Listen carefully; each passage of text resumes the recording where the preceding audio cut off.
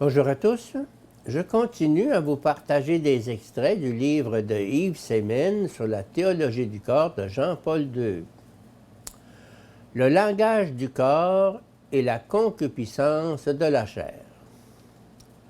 Le signe du mariage comme sacrement de l'Église se constitue chaque fois selon cette dimension qui lui est propre depuis l'origine, et en même temps, il est constitué sur le fondement de l'amour sponsal du Christ et de l'Église, comme l'expression unique et impossible à répéter de l'alliance entre cet homme et cette femme, qui sont ministres du mariage comme sacrement de leur vocation et de leur vie.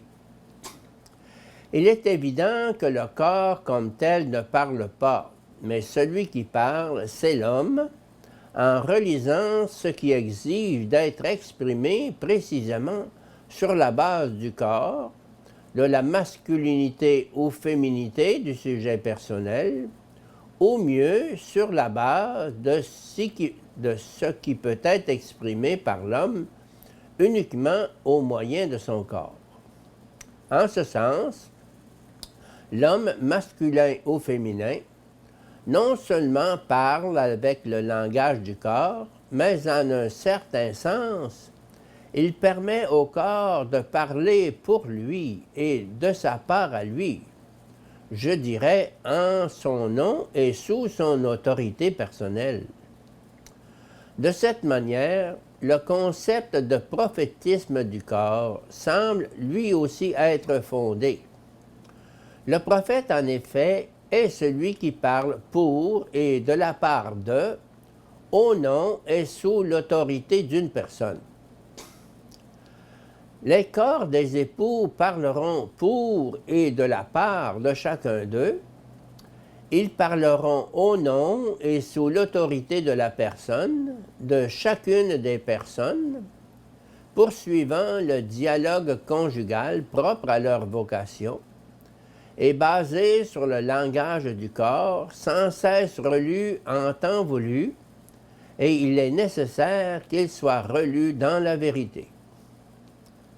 Les époux sont appelés à former leur vie et leur coexistence comme une communion des personnes sur la base de ce langage.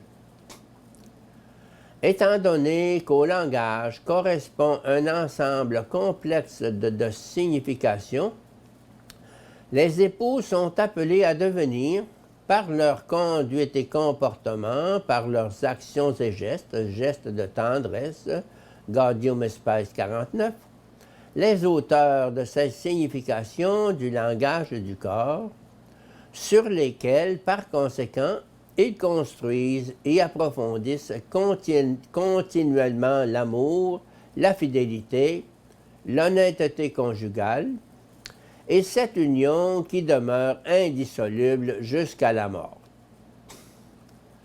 Le signe du mariage comme sacrement de l'Église est formé précisément par ces significations dont les époux sont les auteurs. Toutes ces significations sont inaugurées et sont, en un certain sens, programmées de manière synthétique dans le consentement conjugal, dans le but de construire ensuite, de manière plus analytique jour après jour, ce même signe, de sorte que les époux s'identifient à lui dans la dimension de la vie tout entière. Il y a un lien organique entre la relecture dans la vérité de la signification intégrale du langage du corps et l'emploi en conséquence de ce langage dans la vie conjugale.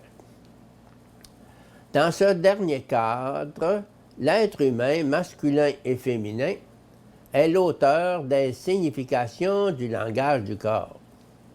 Cela implique que ce langage dont il est l'auteur corresponde à la vérité qui a été relue. Sur la base de la tradition biblique, nous parlons ici du prophétisme du corps. Si dans le mariage, et indirectement encore dans tous les domaines de la coexistence mutuelle, l'être humain, homme et femme, confère à son comportement une signification conforme à la vérité fondamentale du langage du corps, alors il est lui-même aussi dans la vérité. Dans le cas contraire, il commet un mensonge et falsifie le langage du corps.